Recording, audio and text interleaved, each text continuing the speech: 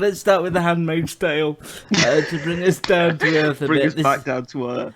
This is the third season of the Hulu drama based on the novel by Margaret Atwood, Elizabeth Moss, joined by Bradley Whitford now in this new incarnation of the show. So last season saw Offred, as she was then, given the opportunity to leave the shackles of Gilead behind, and at the last moment handing her baby over to, I can't think of her name, Matt, I'm blanking. Alexis Bledel and Yes. Emily, thank you. Handing her baby over to Emily and deciding to stay in Gilead because her daughter, her actual daughter, is still there and she doesn't want to leave that area without making sure her daughter is safe and they can all go back together. So when we pick up, it is moments after that, and Gilead is sort of a shadow of its former self. First of all, we've not spoken about The Handmaid's Tale. A lot of people were put off by that ending and the fact that she didn't just up and leave.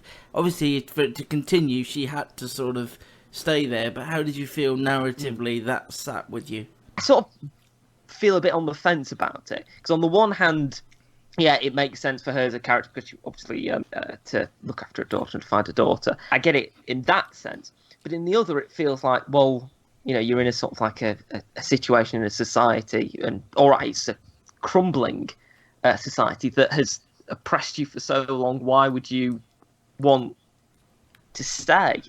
I know. The whole thing was about escaping, and then she's given the chance to escape and get rid of the shackles, and then she stays. But I suppose it's going back to that. What you do as a mother is you protect your children, and because Hannah is still there and still very much part of that society, if she's leaving, she wants to leave with Hannah under her arm. But so I was kind of wondering where this would go. We got a big third season, and things have moved on. So as I'd always hoped, there was a montage in this episode featuring the Boomtown Rats, which I kind of would hope would always happen in The Handmaid's Tale. They like those 80s songs, don't they? Yeah. And that scene saw Yvonne Strahovski's character, Serena, sort of break down because she'd lost her baby / Offred's baby. And she was and a finger. And a finger. Yeah, I think she was less upset about the finger, but, you know. So she sort of had a breakdown. I would have thought, did they not get the rights to burning down the house? Because that's what I would have used. But instead they went for I Don't Like Mondays by the Boomtown Rats. We didn't start the fire, you know, yeah. Disco Inferno. There's lots of choices. Burn, baby, but I don't know whether Disco Inferno would have sat right, really. But there you go. So that sees Fred and Serena's house sort of gutted and burnt to the ground. And Offred is sent to Bradley Whitford's house, who we last saw towards the end of the second season of Joseph. She becomes. It's not actually Bradley Whitford playing himself. You should mention. I should say that. Yeah, he's of Joseph, and he's one of the first sort of architects. He is Joseph, isn't he? He's not of Joseph. Matt, I feel like we're splitting hairs, and I enjoyed this at the beginning. He's not his own handmaid. That would be fine. Okay, Joseph is one of the original architects. He's sort of in a hierarchy above Fred, who June was working for before. So there's a whole new dynamic. She's in a new house that she doesn't quite understand the inner workings of. But what I did like was June has a new sense of power about her now. And I've seen, there's only one that's aired at the time of recording on Channel 4. But I've seen the first 4 episodes that have aired on Hulu. And I think it's going in a really interesting direction. And there's something about this show that I'm really drawn to. I don't know what that says about me, but I find it mesmerising when I watch it. Elizabeth Moss is amazing, and I can't get enough. So I don't know why, though, because it's not a fun show to watch. But I do really get sucked in by it.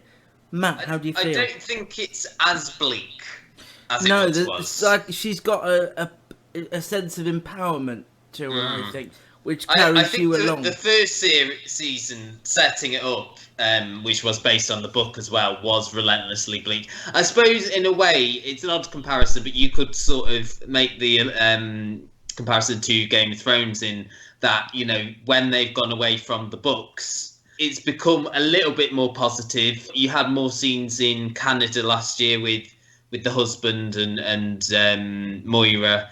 Here as well, you've got the sort of split between, you saw Emily escaping into Canada, and you know, as you say, June's now got this sense of empowerment. I felt the first half of this episode was a little bit slow, but I thought it was sort of establishing where we are now. Her sort of quest to get Hannah is obviously the overarching thread of this series. But once Serena burnt the house down, then this is where the series started going. You know, she's now not Offred anymore. She's, as we said, off Joseph. And he's a very interesting character, Bradley Whitford's character. How many episodes this season? I don't know. There were 13 last year, and I don't know. I know from what I was reading when it first came out that critics were sent the first 6, so I wonder if there's 12 this time. They sent them like the first half of the season to review. But yeah, I think it's going in a really interesting direction. I won't spoil it, obviously, but I find Bradley Whitford incredibly interesting because we saw him sort of help Emily in the latter of last season, and yet I don't understand his motivation this year, but I'm really fascinated by it. Well, yeah, I enjoyed it very much. I think it's interesting to compare the way this adaptation has gone with a previous adaptation. There was a film in 1990 with Natasha Richardson and Robert Duvall, because obviously there's sort of like more time to cover all the concepts of Handmaids in a TV series than in a film. You get a lot more sort of like, I feel, depth to the sort of the culture that we're seeing. And yeah, I really enjoyed it. The question is, for me though, is you spoke earlier about the Good Place ending, and all of my favourite US shows have been ones that haven't gone on and on and on and on. And I know last year the showrunner of this said he could do 10 seasons out of it. And I'm like, well, not really. I mean, how much strength and how much time do you think this has in it? Well, can you see this? I don't mind another maybe 2 seasons, maybe even another 3 more, but any more than that I think might be pushing it a bit.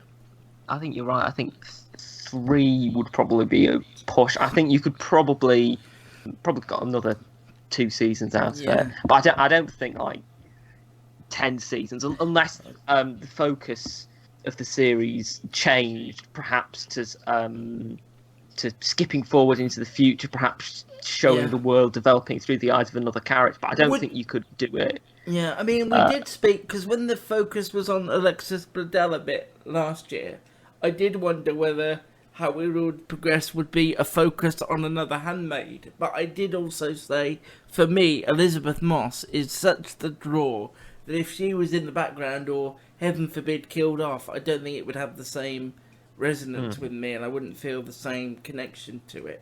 She can say so much with her eyes without having any dialogue at all. I think she's brilliant. Handmaids, Channel 4, at 9 o'clock on Sunday.